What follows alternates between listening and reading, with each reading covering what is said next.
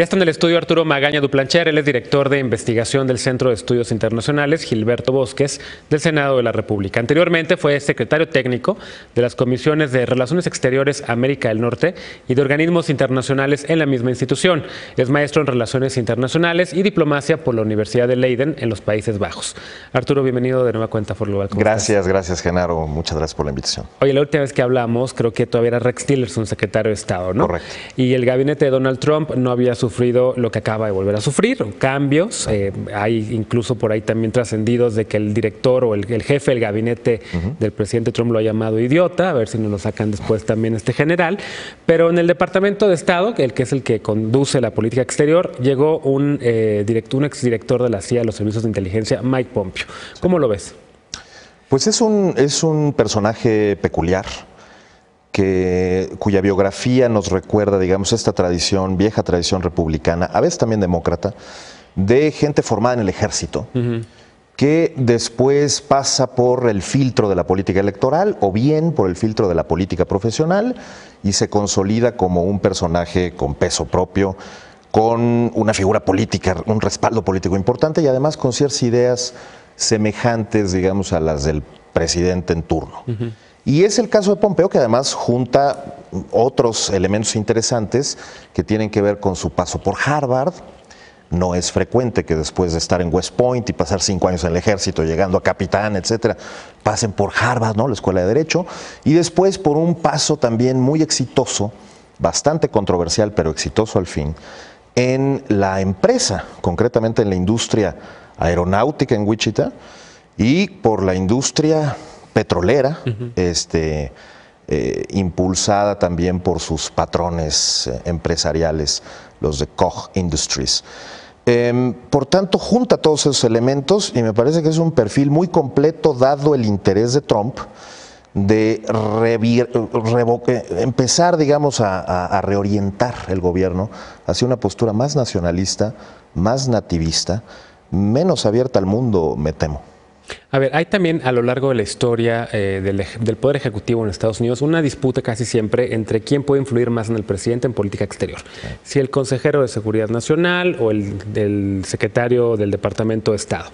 ¿Ves en Mike Pompeo la posibilidad de que en efecto él se empodere, como no hizo Rex Tillerson? Realmente a Rex Tillerson hay quien dice que pues, ni le contestaban la llamada en la Casa Blanca de repente, ¿no? ¿Sí ves que Mike Pompeo pueda convertirse, digamos, en este referente de política exterior? Sí, totalmente, y más, digamos, con el nombramiento reciente también de John Bolton. Ellos tres me parece que son bastante cercanos ideológicamente. Lo son en la medida que también son un poco los padres fundadores del Tea Party, del Partido del Té. Y también, digamos, de esta asociación entre el Partido Republicano, la Asociación Nacional del Rifle y todo este grupo de gente que piensa un poco bajo la égida ideológica del objetivismo en Estados Unidos. Ayn Rand. El propio Pompeo ha dicho que esa es su lectura favorita, la de la rebelión de Atlas. Esta idea de que el Estado es el enemigo y de que el empresariado es la vanguardia del cambio social, ¿no? Sí. Y de que son ellos quienes tienen que apuntalar, digamos, las grandes transformaciones del país. Obviamente, en términos de política exterior, me parece que sí.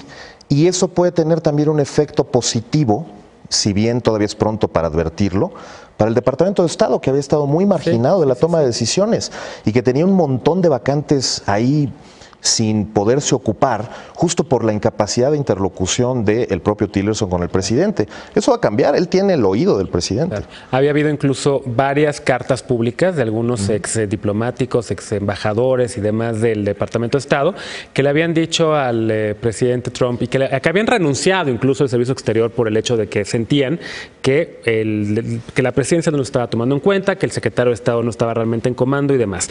Oye, para México, ¿cómo podría ser? ¿Podría haber un cambio, un viraje hacia América Latina también en torno al Departamento de Estado? Habrá un cambio seguramente también en la Subsecretaría de Asuntos Hemisféricos, que es la que se encarga de la relación con América Latina. Seguramente sí. De entrada son solo 3 los altos cargos del Departamento de Estado que están ocupados hoy. Entonces tendrá que tomar esa decisión Pompeo. Pero además es un hombre muy cercano a Marco Rubio y a las preocupaciones de Marco Rubio. Marco Rubio fue quizá, junto con el propio Trump, uno de los principales impulsores de la llegada de Pompeo.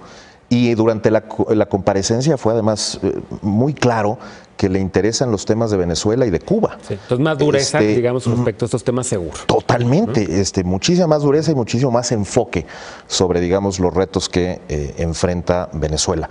Pero en relación con México, durante su paso por el Congreso, estos 3 periodos en el Congreso, fue verdaderamente un enemigo de una reforma migratoria, fue un gran defensor de la seguridad fronteriza, y como director de la CIA nos advirtió en varias ocasiones, alguna vez incluso en México, pues que de que México es parte de las prioridades estratégicas de la CIA por una serie de elementos, incluidos los del trasiego de drogas, pero sobre todo los relacionados con el cambio político en México. Entonces le va a estar poniendo una atención nueva a México.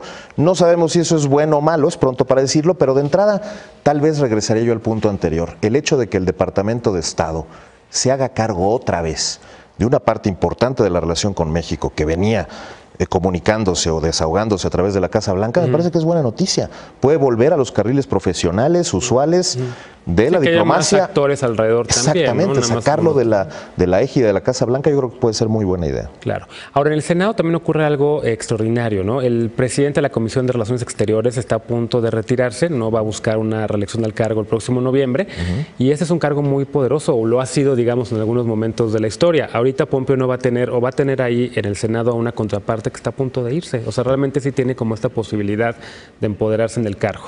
Bueno, sí, y además se enfrenta el periodo electoral, es decir, él entra justamente en el punto más álgido quizá del inicio de la campaña y le tocará desahogar muchísimos desafíos, ¿no? De entrada el tema de Corea del Norte, que me parece absolutamente central y que de alguna manera parece que lo lleva a ese cargo, es decir, el encuentro que tuvo como director de la CIA hace unas semanas en Pyongyang, pues la verdad es que ese es un tema súper relevante, está preparando el encuentro con Trump, pero además el acuerdo nuclear con Irán, que de algún modo está de la mano de este tema de Corea del Norte, también le va a tocar desahogarlo y el 12 de mayo sabremos si efectivamente le dan una extensión del plazo, si logran transformarlo, lo cual parece imposible, o si, como lo ha advertido el propio Trump, él será quien opere el retiro definitivo de Estados Unidos de este acuerdo.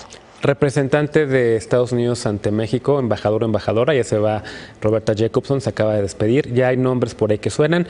¿Tienes algo más de información o sabemos si Mike Pompeo tiene ahí algún candidato o candidata? Pues no tenemos más información, pero si lo tuviera Mike Pompeo, seguramente no podría, como en muchos otros temas, desautorizar la visión del presidente. Mike Pompeo, por ejemplo, no es un hombre que haya construido una carrera contra el libre comercio. Es bastante aperturista. Quizá en eso podría irnos bien. Pues muy bien, pues muchas gracias, Arturo. Vente pronto para seguirle dando seguimiento a estos temas. Gracias, Genaro, un placer. Gracias a ti por habernos acompañado esta noche. Soy Genaro Lozano. Te invito para que continúes con mi compañero Eric Camacho y las noticias. Y por lo pronto te deseo muy buenas noches y nos vemos mañana.